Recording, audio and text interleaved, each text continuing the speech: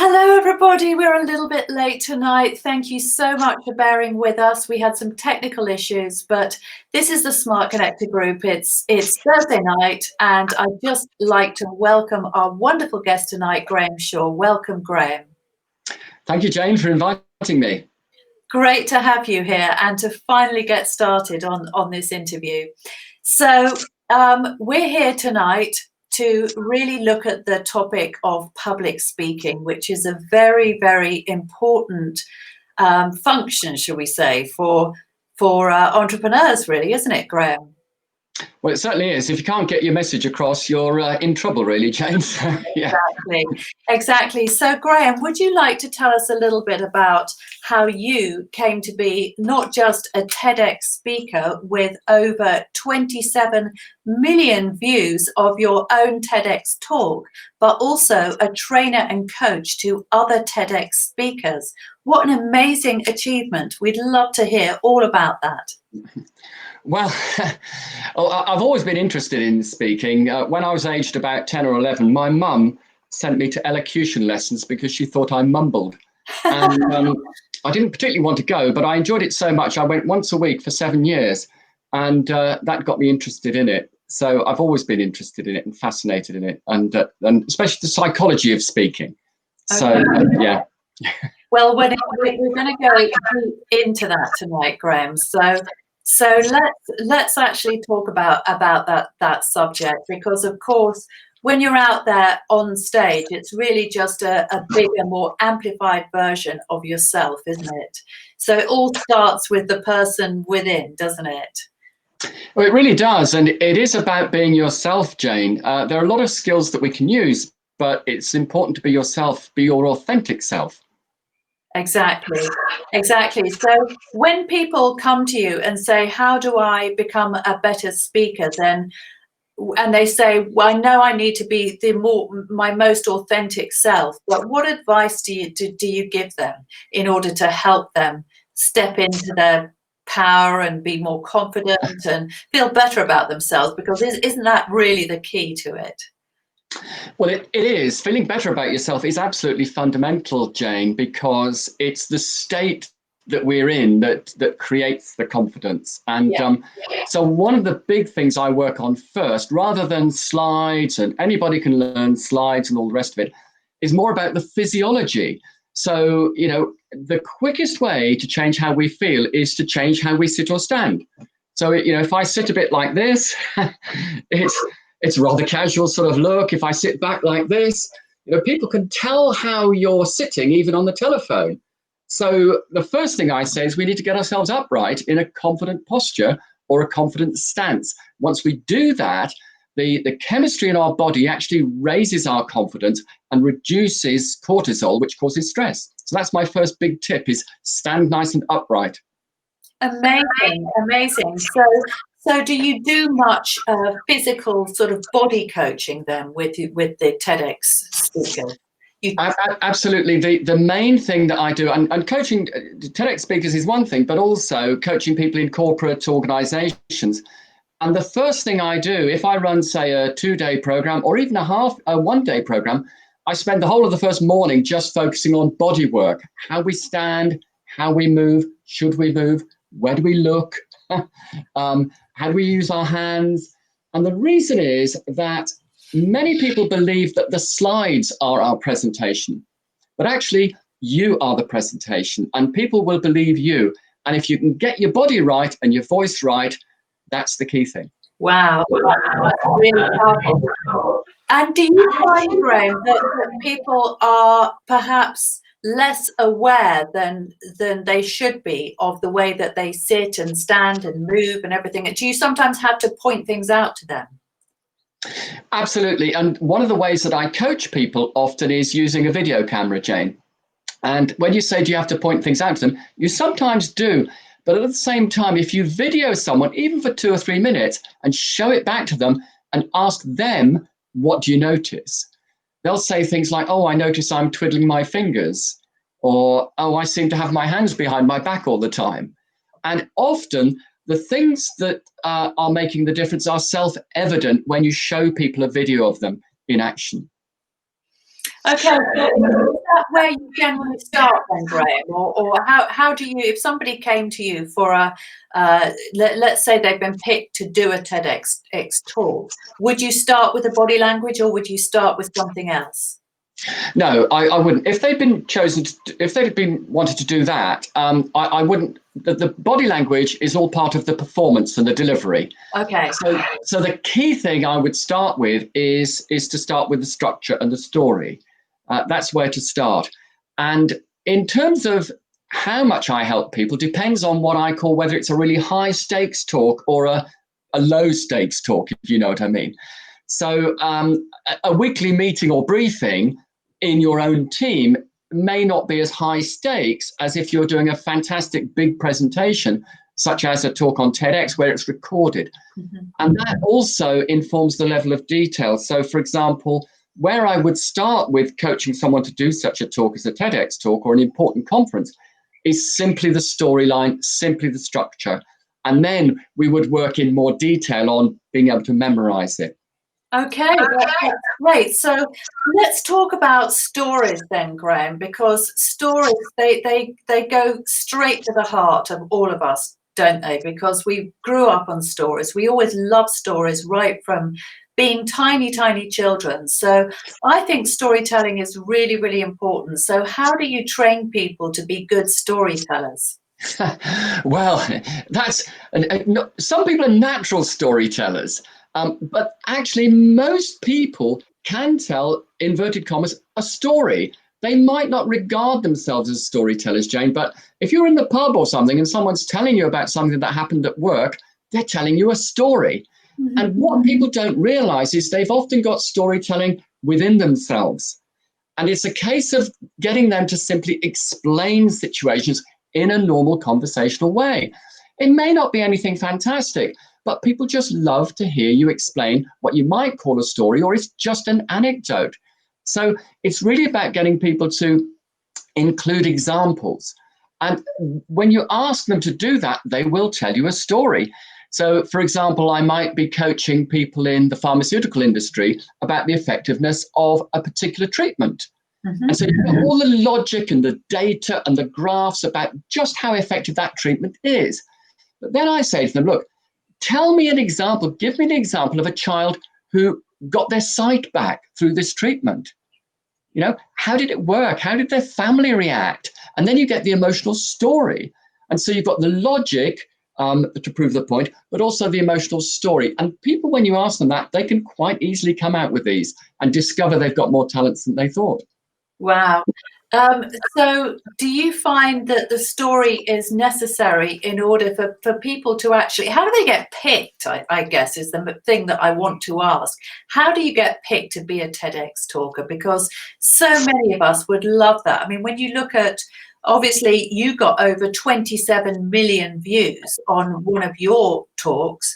Somebody like Brené Brown, her talk on vulnerability got 40 million views, and that literally propelled her to fame. So talking can be so powerful, can't it? Particularly when you combine it with something like YouTube, because it can get you out to millions and millions of people. And particularly if it's a TEDx talk, everybody knows that a TEDx talk is going to be good, it's going to be quality. So many people would love to do that. So how do you become a TEDx speaker? Well, I think there are I think there are many ways that you could, and I think I was simply fortunate insofar as I happened to be running a training course. One of the things that I do that you may know is I teach people how to sketch ideas to make it memorable. So I was running I was fortunate. I was running a training course, and there was a lady called Helen Bissett on it, who was one of the organizers of TEDx Hull, but she wasn't there in that capacity. And she saw what I was doing and just came up and asked me if I would speak at that event. So I was fortunate. Likewise, with the Vienna event, the reason I got onto that was because Vlad Gozman, the founder of TEDx Vienna, had seen the TEDx Hull talk. So he came and just asked me if I would speak. So that was lucky, if you like. But actually, my tip would be, I believe there are formal processes of applying. So if you go onto the TED website, you can see that. But also, my tip would be to have a look, search for TEDx events that might have been in your area. Do you follow? Yes. So, for example, if you looked online, you'd find TEDx Exeter, you'd find probably TEDx Southampton or Birmingham or something, or even at a university or a college. So look around and do a bit of research and find whoever's organizing that and drop them a note and ask, how do I apply or get involved? It might be you have to be recommended, or it might be that you can apply yourself. So it's a little bit of legwork yourself, really, behind the scenes, I think, because possibly, and I don't know officially myself, but possibly, everyone could be different in how they get people. And certainly when I've spoken to the founder of TEDx Vienna, he said that it's a combination there of people write in and ask, or people recommend them. But at the same time, with an event like that, which is one of the bigger events, they actually develop a theme for the year, for the event. And then they actually actively themselves go out and look for speakers and people who are experts in that field. So they get some of it that way, but also they might get people apply to them. So I hope that's of some help. So do a bit of legwork yourselves, I think, really. Awesome. That's great. Now we've got some questions coming through and some comments. So it all starts with us. So powerful, changing state changes emotions. So somebody understands and resonates with that. Can relax self using magic in one's hands, using hand reflexology breathing. Only 7% word breathing is so important. This is interesting. Thank you. So I think people are just engaging with the chat. No questions as yet, but if you want to ask questions, that's the whole point of doing this live. Graham's here to answer any questions that you might have. So just send them to the chat. We're here and we're seeing them. Okay, so Graham, let's talk about your other point, structure. So how do you structure a really, really good talk? Okay, so my top tip, and the first thing to say is there's no one way to structure a talk. You need to find the way that works for you. But at the same time, just as, for example, if you interviewed 10 golfers, they've all got different golfing styles, but they probably tell you a few things that you really should be paying attention to. And it's the same with that. My top tip really is to think of 4 questions. Okay, when an audience is listening to you, they have different questions on their minds. Yeah. And, if you've probably wondered, how could I possibly appeal to 10 people in an audience, or 50 or 100 or 1,000, and appeal to everybody in the room? And you think that's probably impossible, but actually it is possible to pretty much heighten your ability to do that. And the secret is, one of the big secrets is that when people are listening to you, they've usually got one of 4 questions in their minds, one of 4 types of questions. And we need to know about that. So some people, as they're listening, at the beginning, they're thinking, why? That's the big question on their mind. Why on earth am I listening to this? Okay. So one of the key things we need to do is answer the why question straight away, early on. Other people are more interested in the what, the information. They like theories and concepts and models. They want to know the big picture. There are other people who aren't so interested in the information. They're practical people who the question on their mind is how. If you explain too much theory, they're thinking, Jane, this is all very well, but how does it actually work? Okay. Then you've got other people in the audience, and the main question on their mind is, what if? Okay. And there's 2 sorts of what if questions. What if it doesn't work? What if I can find a flaw in what you're saying? But the other sort of question is, what if it does work? Some people in the audience are thinking, this sounds a great idea. What if I could apply this? Where could I use it? So the secret is, and people will be thinking of more than one question themselves. It's not that there's just one question on their mind. But the secret is, when you structure a talk, if you start with why, then move into what, then into how, and then into what if. Okay, so start with reasons to listen. Okay, get the group on board. Start from where the group are, not where you are, right? So you need to appeal to them. Then move into your big message. What is it you want to say? Then support it with the how, which is the evidence.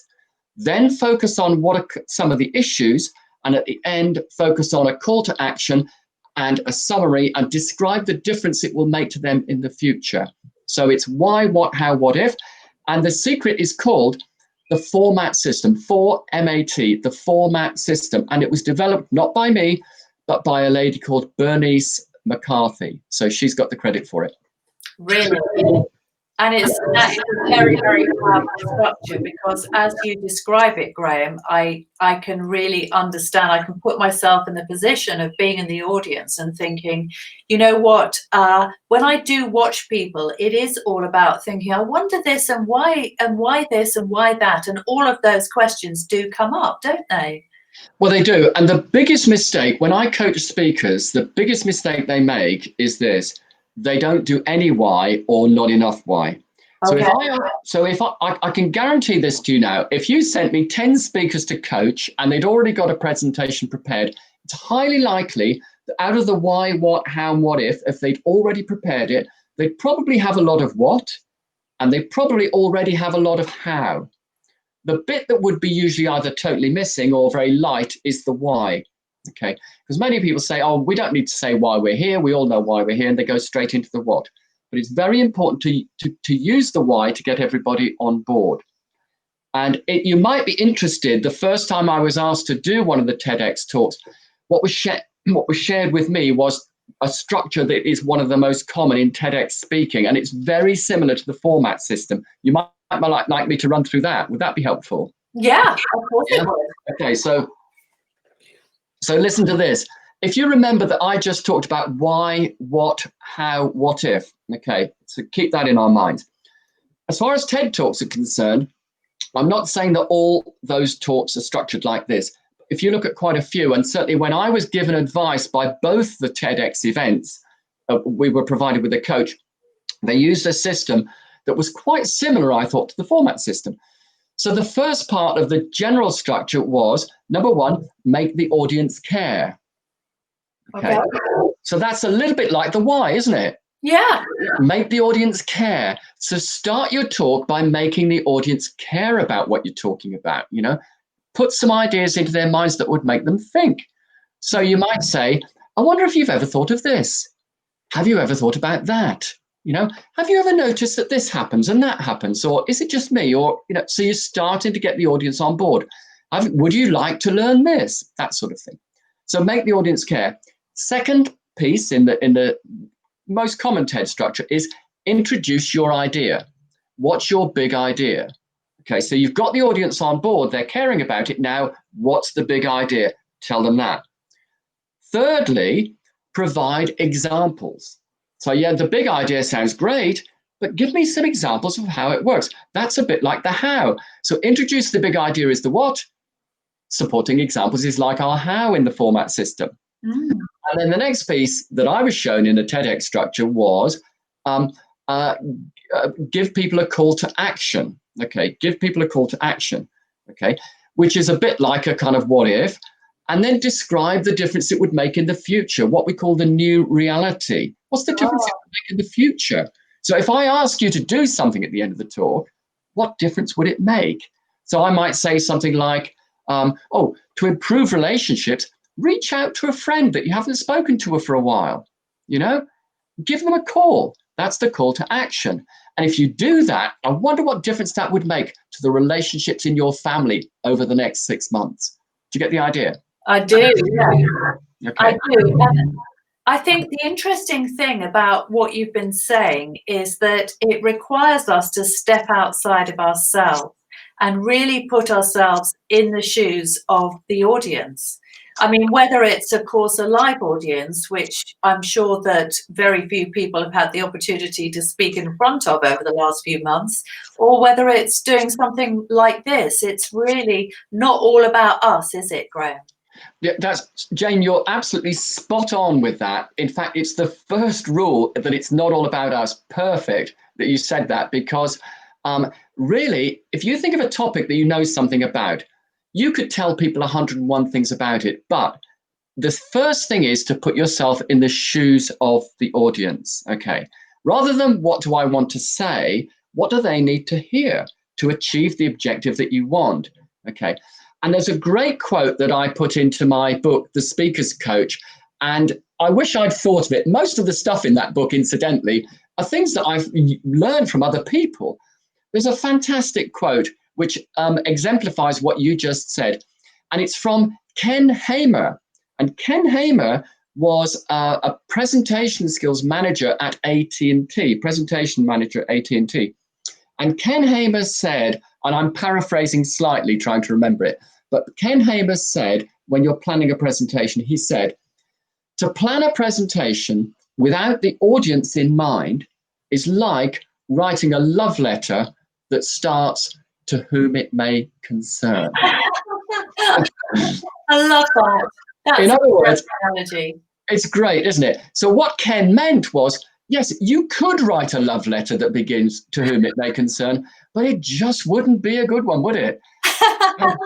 So if you haven't got the person in mind, so one of the key things is when I'm focused in helping people to do a TEDx talk or any other talk, I say, who's going to be in the audience? What do you think they're concerned about? What are they worried about? Are they skeptical? And then what you need to do is start from that point. So one of the worst things you can do at the beginning of an important talk is be too enthusiastic, because the audience may not be, So you need to warm them up a bit, So I don't know. You might be explaining about, you might, for example, if you want them to change a procedure that they've been using for years, it's no good bounding in and saying, that way you've been doing the accounting system for the last 5 years, I've got a much better way of doing it, and I'm going to tell you all about it right now. And what are they thinking? They're thinking, hang on a minute, I've got used to this, I can use this. I don't want this bloke coming in and telling me how to change it all. So you've got to start from their concerns, start from where they are. Fantastic. Let me just see. We've got some more comments and questions. Okay. Right. Step into their shoes. Love the structure. Makes so much sense. Care, like John Maxwell's rule. People don't care what you know until they know you care. That's a great one. Yeah. So some great comments coming through. There's one I noticed, Jane. Yeah. Which, sorry to interrupt. Is I just spotted one that the 7% words thing you've mentioned on there. Yeah. And that comes from a gentleman called Albert Mehrabian that you may have come across, I guess. And it's so often misquoted. He did a study many years ago, which apparently was mainly on facial features, but he was looking at the relative impact of the words, voice, and body language. And what he discovered broadly was that if people aren't sure what we're saying, they take most of their meaning from the body language. In fact, in his study, it was about 55%. Okay. And from the voice, the way that you say it, they were taking around 38%. And from the actual words that you said, they were only taking about 7% of the meaning. Wow. So, for example, if you asked me to introduce a training program and I sat here like that and said, well, it's lovely to see everybody today. I think we're going to have a really dynamic time. Even though I've run this training program hundreds of times, it's always lovely to see new people. The message that the words are okay, but the message people are getting is he's not interested. He's too busy looking out of the window, right? But where this gets misconstrued is often I've heard people say, it's not what you say, it's more important how you say it. Now, of course, I can understand that, but that 7%, the words, they're very important. They're just as important as the other 93%. But the point is, if we change the way we say words, we can change the meaning. And if we have the body language different, we change the message.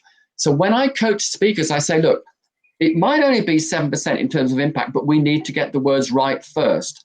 And then we need to say them in a way that has impact and use the right body language to convey those words. So that 7% point is a key one that one of the viewers has mentioned. Excellent. So something that I wanted to talk to you about, Graham, is, of course, At the moment, we're doing a live video. That's something that a lot of people have got used to doing over the last few months with COVID-19 and lockdown and so on. So we are not able, when we do videos like this, to see our audience or to feel the energy in the room or do any of that stuff that's really fun about live presentations and speaking. So how do you maintain your energy and your excitement when you're basically just talking at a screen? Well, yeah. So the first thing also to consider is choices. So sometimes when you're doing a Zoom, I've been doing Zoom training, I'm doing Zoom conference calls and Zoom sessions with sometimes 7 or 8 people and sometimes with 70 or 80 people. Sometimes you can see them with a small group. If you can opt for seeing them, if it's a small group, personally, I would opt for seeing them. That's not always possible. Okay, but if I give you some tips on this, would that be helpful? Okay, so the first thing to say, which might seem really obvious, is camera position. So quite often, and we've seen a lot of this with the lockdown recently, of people being on television from their homes, haven't we? Yes. And, sometimes you can sort of see up people's noses, or they look like they're looking down, down like this, or they're sitting somewhere and there's a shelf behind them with a plant on their head or something like this. So the first thing is to position yourself nicely as you are in the camera. But my big tip, and have good lighting. So don't have the light behind you because you'll be in shadow. Have decent lighting. Second thing is that you want to make sure that if you're going to be speaking quite a bit, that people can see your hands if necessary. So avoid being really close like this, okay? It wouldn't matter so much if you're in a meeting, okay? If you're in a meeting and you're not saying much, that's okay. But if I'm speaking here and I'm going to be saying a lot of things, it's very helpful that you can see my hands now and then, isn't it? I might be talking about 3 things that are really important, or I might be saying, how do you get a point across to a number of different people? Yeah. Or we've got a sequence that we want to look at. We've got 3 stages. Yeah. Or if I said to you, it doesn't matter whether you're making a small point, a really tiny point, or whether it's a big point that you're making, or whether you're talking about the whole topic or just one little bit of it. So seeing your hands makes a difference. So that would be a good tip I would suggest if you're speaking online. The other thing is to know, and people may not know about this, so a lot of the skills that I write about in the Speaker's Coach book, we can adapt for speaking online. So whereas I would normally talk about standing up straight, we can sit up straight, and that has the same effect. Okay. If we're listening to people, we could lean a bit like this, but typically stay up straight. The other key thing to know is that a number of things happen when we are on Zoom or online. What happens is the camera takes away our energy. So your point about energy is vital. The camera removes energy.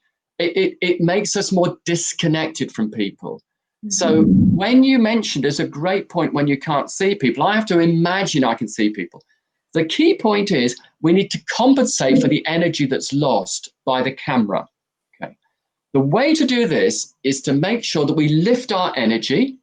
First thing, lift your energy, look into the camera. So when I look directly at the camera, and that might mean getting your laptop or webcam up a bit. So it's at eye level. So I've got my laptop up on a few blocks here so that it's at eye level. So I'm not looking down at people.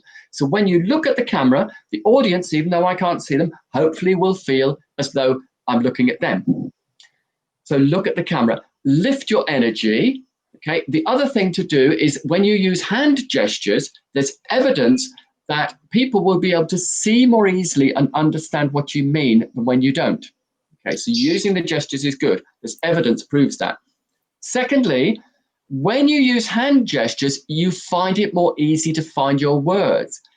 When I do live training, I get people to try and talk with their hands by their sides and explain something. They find it very, very difficult. When you let them move their hands, they become more articulate and more eloquent. So a couple of secrets: sit upright, be well lit, look directly into the camera. And if you look away, tell people what you're doing. I'm looking away to make a note, and then come back. Okay, so otherwise they'll wonder what you're doing. So lift the energy, use hand gestures, and the final big tip, slow down a bit. Okay, because especially when people are on remotely, they don't get it necessarily as quickly as when you're in the room with them, and they might miss things. So if you feel that you're going a little bit slower than you normally might, that's probably about right. Wow. Those are some amazing tips. I've already learnt so much. And I also been thinking about all of these Zoom calls that I've been on all week, and how almost everybody could have benefited from that advice. Because what I find particularly is that people tend to look at the screen rather than looking into the camera. So, for example, if I was looking at you right now, I would look as though I was looking down. So right at the moment, I'm not looking at your face, Graham. I'm actually looking into the camera because I'm speaking at the viewers, or to the viewers. And I actually noticed this because I've been looking at interviews on TV and noticing that the presenters on TV, when they're talking to each other, they don't turn to each other and look at each other. They speak to the audience. So they're talking to each other, but they're looking out at the audience. And just like those tips were really, really valuable. Yeah, well, that's great, Jane. And you're doing it perfectly there, because all the time I feel as though you're looking at me, because I can see you looking directly at me. So it really does feel like we're connected like that. And also your pace of voice is really nice and steady, and you're allowing points to sink in. So it's so clear, and it makes such a difference. Oh, thank you. Well, hopefully I'll be there on when the lockdown finishes. I've now got an ambition to become a TEDx speaker myself. So let's try and make it happen, Graham. Absolutely, Jane. Yeah. Sure you will. So Graham, tell us about your books. So you're a best-selling author. You've written a couple of books. What inspired you to write those books? Tell our viewers about them first of all. Well, I'd always had the idea of writing a book, but like most things, I'm a bit lazy really in that respect. Like most things, I wanted to get what was in my head out to people, and people would often ask me and say, you should write a book. I was a little bit fortunate, well, very fortunate, like with most things. If I hadn't been approached by Eloise Cook at Pearson Publishing, I probably wouldn't have written it. The first thing, she came to me back in 2013. That was the first book I wrote, which is The Art of Business Communication. And I was very fortunate in that she came to me and said, we've heard about you, and there are lots of books on the shelves about business communication with PowerPoint slides and things. But when you draw the sketches to explain ideas, it's very informal. Could you write a book about that? So I worked out whether I could or not. And I'd had ideas in my head before, so I worked that out, and she helped me to do that. Fortunately, they entered it. The reason it's got this sticker on it is they entered it for the Chartered Management Institute Management Book of the Year competition, and it was shortlisted and was a finalist, so it got that award. So that was very fortunate. So that was the first book. And I remember when we were at the awards ceremony at the British Library, she was sitting next to me, and they said, and the winner is, And my book, although it was in the final list in its category, it wasn't the winner, but it still got a gold award. She said, when it didn't win, she said, well, you better write another one now, haven't you? So then a couple of years later, I came up with the idea of a new book, which is this one, which is The Speaker's Coach. And I went to her and said, I think I've got an idea for a book. And what I wanted to do, what inspired me in both cases, Jane, was when you've got a book, as you have, you can get your ideas out to many more people. Mm. And what I also wanted to do was, in a way, leave a legacy. I got, through my years of speaking, I'd learned so much from other people about tips and tricks and things that would help. And I thought, could I just pack these into a book? So this book is 60 secrets, 60 of my top tips. Actually, there are more than 60 because in each one, there are lots more tips. But 60 secrets to make your talk, speech, or presentation amazing. And I basically have got lots of cartoons in there, and I've just spent ages trying to distill as many things as I could pick up about how you prepare, how you practice, how you present, whether you're doing a weekly briefing or a really, really important talk or a wedding speech or something like that. So I was really inspired by the fact that I thought, well, I've learned a lot of things myself. Wouldn't it be great if people could easily pick things out? And I've put it in a way that you could dip in and out of it and pick up little tricks and tips. So that's what inspired me, really. Well, Graham, some of our viewers will have seen you hold up the book, but this is also going to go onto the podcast. So can you just mention the name of the book again, who publishes it, and presumably it's available on Amazon UK and Amazon.com. So if you can just go through that again. Well, that's very nice of you, Jane. Yes, so the first book is the Art of Business Communication. Yeah. And okay, so that's published by Pearson and is on all the Amazon sites. And the second one is called The Speaker's Coach, subtitled 60 Secrets to Make Your Talk, Speech, or Presentation Amazing. And that's also available on Amazon as well. Okay, perfect. So Graham, one other thing I wanted to ask you before we wrap up is about your drawing, because in fact that was the topic of your TEDx talk, wasn't it? It was, yeah. How does drawing and cartooning and so on come into public speaking? How do they coincide? Well, it's a bit of a niche, really, Jane. I mean, how they coincide, it's a bit of a quirk of what I do. I've always been, from when I was young, I used to draw cartoon sketches. And then when I worked at British Airways as a training manager, and prior to that, I was a primary school teacher. But in both cases at school, but also when running management programs at British Airways, I would get a flip chart. And if we had a management model, I would just sketch a little picture to illustrate it.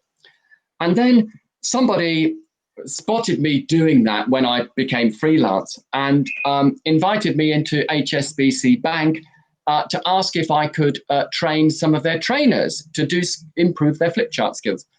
And then, I realized that was a simple skill that could be used. And so I started to use it. So it's a bit niche, really, but I do run workshops for businesses, virtual ones now, but also whole one-day training programs on how trainers, or anyone really, could do simple sketches. And it doesn't have to be a fantastic sketch. On the TEDx Vienna talk, I gave some research from the University of Waterloo in Canada that demonstrated if people draw simple pictures when they're trying to remember things, it really dramatically improves their ability to remember. So in the book and on those TEDx talks, what I'm showing people is everybody can draw even simple little pictures, even if they think they can't. And it'll make things memorable. That's amazing. I actually thought that was also a metaphor for whether you think you can or whether you think you can't, you're right. That famous quote by Henry Ford is that one of the reasons why your talk took off, because it's such a powerful message that you're conveying through that? It is exactly the reason, I think, Jane. When I was first asked to do the TEDx Hull talk, one of the tips that was sent was make this the talk of your life. Okay, I thought that's a good tip.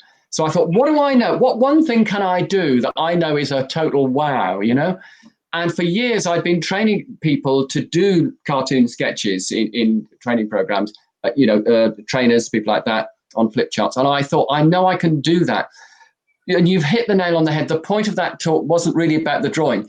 The point of the talk was about getting people to expand their belief about what can be achieved. I think that's if people watch the talk right to the end, my final line is getting people to challenge their limiting beliefs, because then anything's possible for us. And when people came into the theatre in Hull on that talk, I got them to put their hands up. Most people didn't think they could draw. And by the end of 15 minutes, they were convinced they could.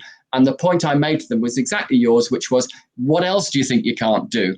So that was one of the reasons for the high number of views, I think. But actually, with these talks, it's not always about getting a massive amount of views. The TEDx Vienna talk, that had still quite a few, it's got a couple of million views. But if you do a talk on a niche topic, you may not get as many views as that, but that's still a really important talk for the niche group that you're speaking to. Do you see what I say? So it's not all, it's lovely to get lots of views, but actually you could have a highly successful talk that gets 500 views or 1,000 views, still be really valuable to people in the world. That's right. And I think the lovely thing about digital communications, which of course TED Talks, they're all up there on YouTube, aren't they, is that you can get your message out to a very niche audience, which means that whatever your interest or your passion, there's an audience out there and you can reach them in a way that you never could in the past.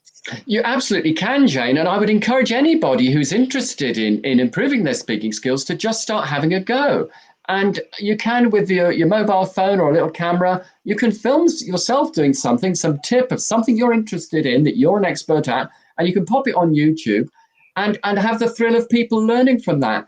So you don't have to wait until you've got, my tip is, if you want to do something like a TEDx talk, you don't have to wait until that. You can begin by doing other talks first while you're kind of finding out how you might get onto that. So just start, really, is the thing. So just and practice, try it out on friends, and start putting videos on YouTube if you've got something you'd like to share. I mean, I remember when I first started making videos, I was very, very underconfident, and it's amazing how fast you do grow in confidence. But of course, the nice thing about having a mobile phone is that you can just do the video and you can do it 3 or 4 or 5 or even 20 times without necessarily having to put it out. So it's a very, very good way of actually being able to critique your own performance and maybe show it to 1 or 2 people if you want to get somebody else's opinion. And then here we are having a chat tonight. I mean, obviously I'm not at the level that you are, but I'm certainly much more confident than I was in the beginning, and it's just practice, isn't it? Well, yeah, I mean, you're great. You're a great speaker, Jane. I mean, the way you're coming across is fantastic. I'm just saying that, but you can hear every word you're saying. You're talking at a great pace. You're looking directly at the viewers, and you've had a lot of practice at that. And it is practice. Seriously, it's like everything. It really is repetition and practice. The more you do it, the better you're going to get. At the same time, if you can pick up some tips, a lot of the things that I teach people are shortcuts. They're things that took me a long time to either accidentally discover or learn from somewhere. And what's amazing is, I mean, there was one speaker who at one of the big TED events had flown in and was delayed, came in only an hour and a half before their talk in front of 1,400 people, and she asked in advance, she was asking for a bit of help from me before her talk. So it was only about 90 minutes and she was going to walk on stage in front of 1,400 people. So even though I know quite a bit about speaking, there's very limited amount of things I can tell her, isn't there? Because you don't want to freak her out at the last minute. So I got her to do, she was a lovely young lady. She started to do a little bit of a talk, practicing backstage. And I looked at her and I thought, what one thing could I tell her that would make a big difference? And as she was talking, she was doing really great. But the only thing is, she was slightly wandering about a bit like this. As she was going from this foot to that foot and to like this sort of thing. And I said to her, look, there's one thing that you will have a little practice at this now. There's one thing you need to do. Stay still. Stay still. And she stayed still. I said, then you can use your hands. That all the movement is up in your hands, but just stand still. And she did that, and it made such a difference. And I was so delighted that had she not done that, she'd have walked out on that stage in front of 1,400 people. It would still be very good, but that was an example of one thing that she probably would never have thought of that I could just tell her. So, when you know a couple of simple things, it can really lift your performance. Amazing. That's so good. So let me just check. Okay, we've got lots of comments coming through. So anyone who says, I haven't got much money, I cannot invest at all, and if you clarify your vision and say, how do I get there? Okay, so someone's this kind of stream of consciousness, some notes. I guarantee that you will, because where focus goes, energy flows. Yeah, that's good. Great point. So choice, the invaluable intangible, you, the magic ingredient. So someone's just kind of feeding back in a sort of stream of consciousness way about some of the themes that we've been talking about today, which is lovely. I bet that's Sharon, isn't it, Sharon? You haven't registered, so I can't see your name, but I recognise the style. Okay, right. So Graham, is there any message that you'd like to leave our viewers and our listeners with tonight before we go? Yeah, I mean, really, if you think about it, people say, well, why would you want to learn to speak better and practice more? But if whatever walk of life you're in, Jane, to be successful, you usually have to convince somebody else of something at some point, or enlist the help of somebody. Rarely can we do it all on our own. And in that instance, there's going to be a point where you're going to have to explain something to somebody one-to-one, or perhaps a group, whether it's online or live. And therefore, the ability to speak well in public, and certainly for leaders, if you're a leader and you can speak really well, your credibility really goes up. People leave the meeting and they say, what did you think of him? What did you think of her? Wow, what a speaker. And that then has an effect on their overall perception of you. So it's worth learning these skills. And my tip for people is start learning in all sorts of ways that suit you. It may be a book. It may be by going on TED. Watch a great talk like Robert Waldinger, Waldinger, What Makes a Good Life. That's a fantastic talk. If you want to learn about storytelling, watch Sir Ken Robinson's talk on schools and creativity. He's a fantastic storyteller. So Ken Robinson, Robert Waldinger, people like that. So watch talks, learn from books, go on YouTube. There's all sorts of resources out there. So just have a go and enjoy it.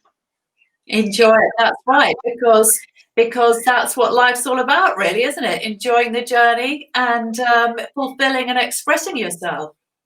Well, it is, and I think enjoying the journey is the key thing. And enjoy what you're doing at the moment, but enjoy getting better at the same time.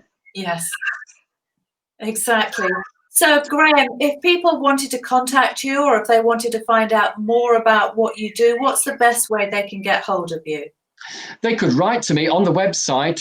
There's a website I've got, which is www.grahamshaw.co.uk.